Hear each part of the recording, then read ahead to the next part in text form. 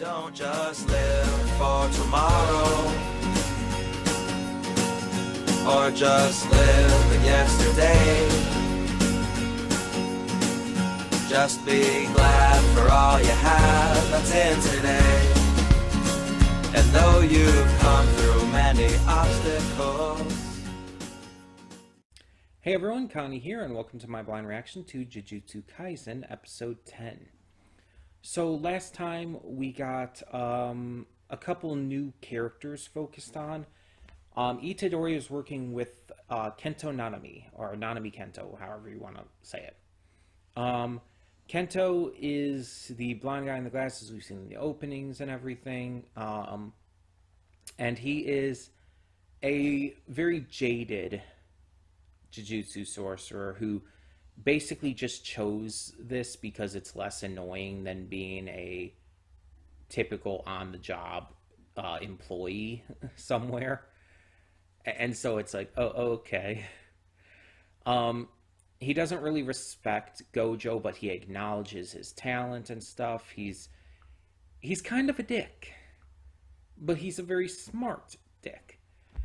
And we see how he tends to pass down that knowledge to Itadori as they discover false curses, these curses that are created from humans, but are, not actually technically curses by the standard definition. All of this is going on while we have this character named Junpei, this school kid, who is hanging out with Mahito, who for now is our main bad guy. And Junpei seems to take interest in him after he sees Mahito kill his bullies at the movie theater. Mahito takes interest in Junpei because Junpei can see him, and since Mahito's a curse, that's unusual. So he starts kind of taking Junpei under his wing, and it's going to be interesting to see where that goes, because I swear Junpei is the kid in the opening. So it seems like he's going to, I guess, turn on Mahito at some point and join our heroes, but how's that going to happen? I have a lot of questions, and I don't know how quickly we're going to get answers for that. Maybe this episode, maybe not. I don't know. Now, as I said, at about the halfway point, which is episode 12, I would make the decision on whether or not I would be taking a break from this series halfway through to avoid burnouts, as I tend to do with a lot of series. And I think, even though this is only episode 10, I think I'm going to say right now we probably will.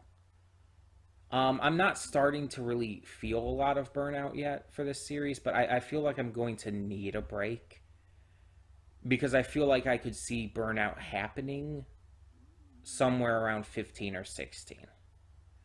Like, I'm feeling that that's probably where it's going to end up starting to set in. And so I think I want to make sure it doesn't get to that point, So basically what we would do is like we always do. We take a break, do some other show in the meantime, and then come right back to Jujutsu Kaisen after. Provided the other show we do in the meantime just doesn't take up too much time, And since this is a slot we currently have set for continuing first impressions reactions that we liked, we'll just do something from there. But like I said, this is only episode 10, so we've got a couple more episodes to go before we even get to that point. I am excited to see what more we got, though. We had a lot of setup with the last episode, so let's see how they continue to tackle that. When the screen fades to black, pause this redirect and go to the description below. Follow the link to the reaction, and after you watch it, come back here to the redirect and resume play. Because after it fades to black and then fades back in, everything from that point forward will be my afterthoughts and will contain spoilers to the episode. So, that being said, thank you so much for tuning in, and I will see you at the reaction. And we are back, and we'll begin with spoilers in 3, 2, 1, now. So there's two main portions to this episode. We have the battle here between Mahito and Nanami,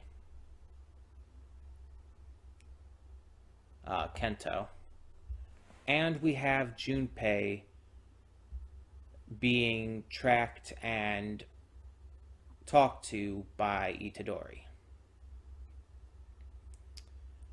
So let's talk about the battle stuff first.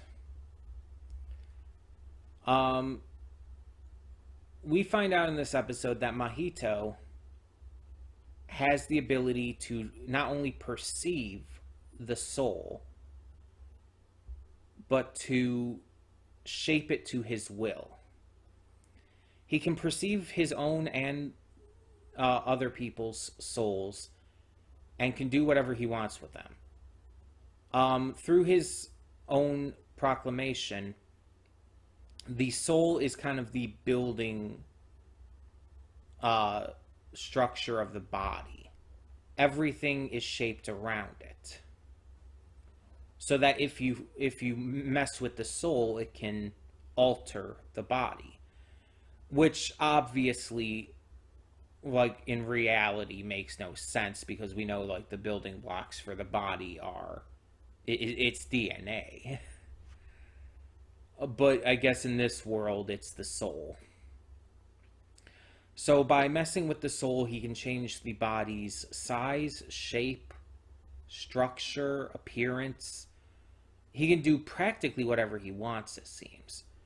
This is how he creates these false curses, but is also able to transfigure people to death, causing what happened in the theater with those bullies, but also, as we see in multiple cases in this episode,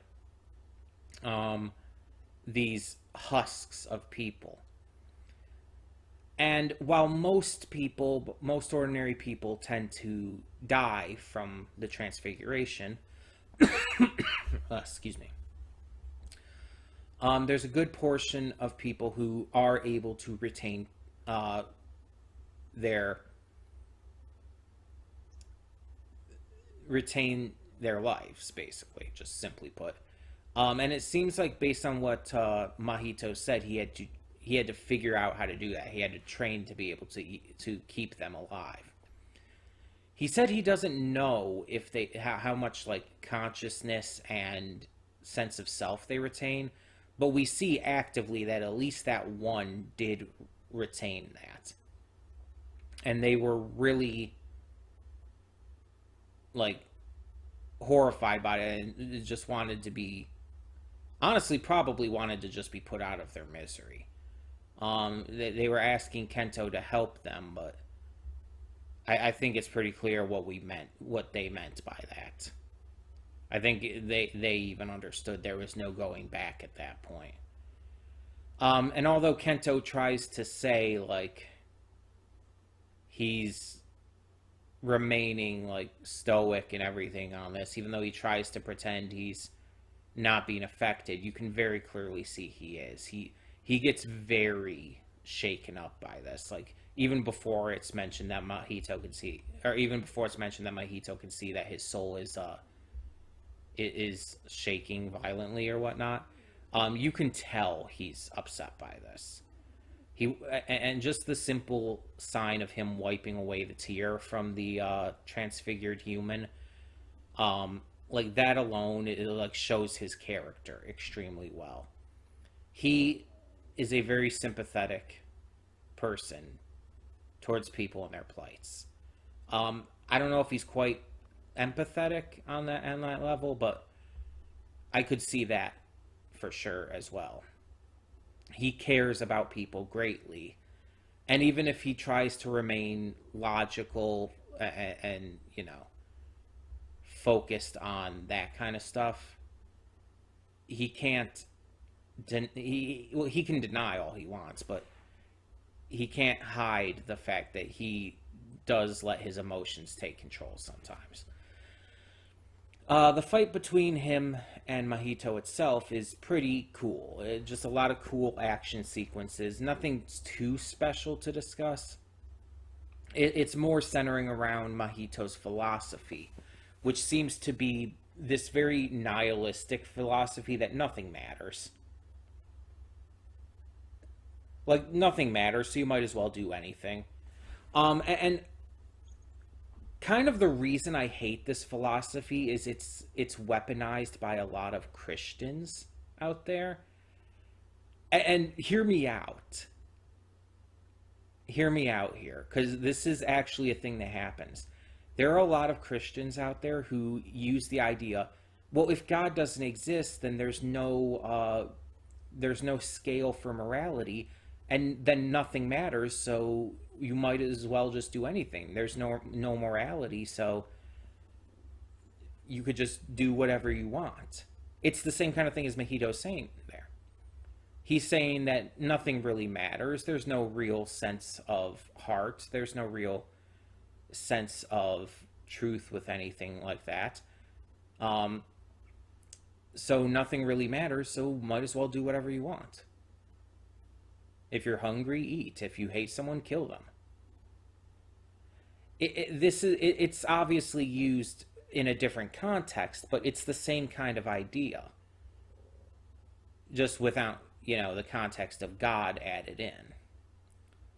The idea that if nothing matters, that automatically means that you should just kind of be okay with killing people.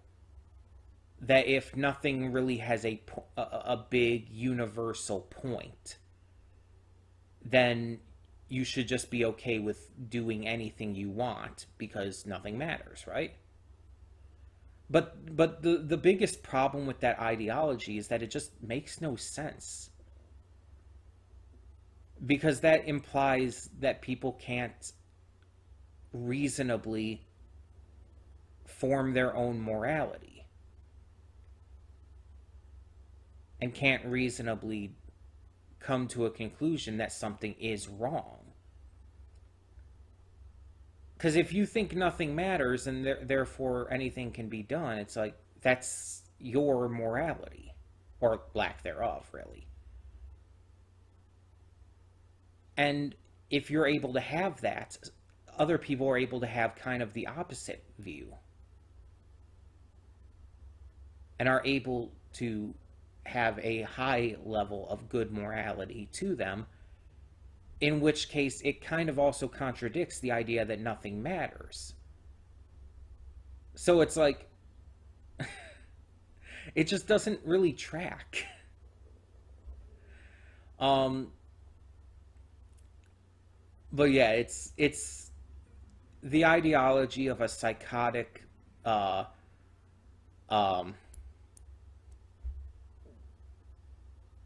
is my mind blanking? Curse.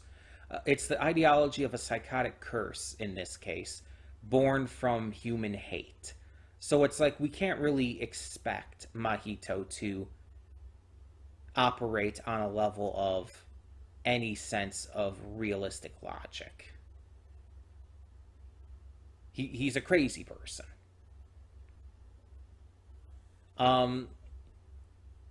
I don't think he's necessarily lying. He believes what he's saying is true.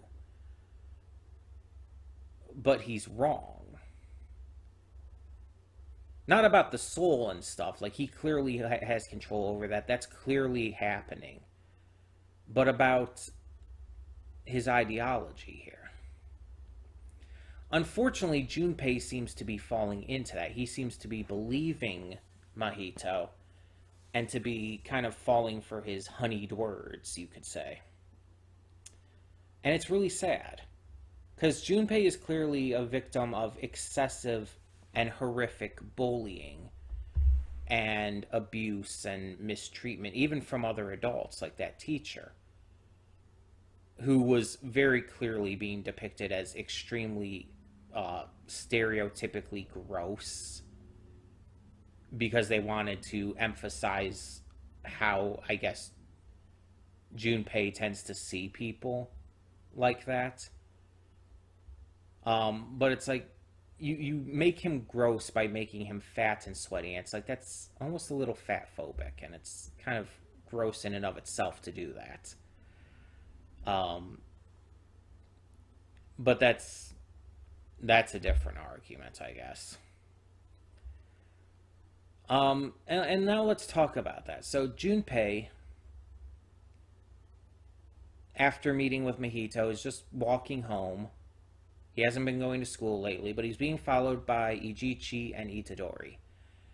They plan to release this small level curse that isn't really that dangerous, and see how Junpei reacts to it, if he reacts to it.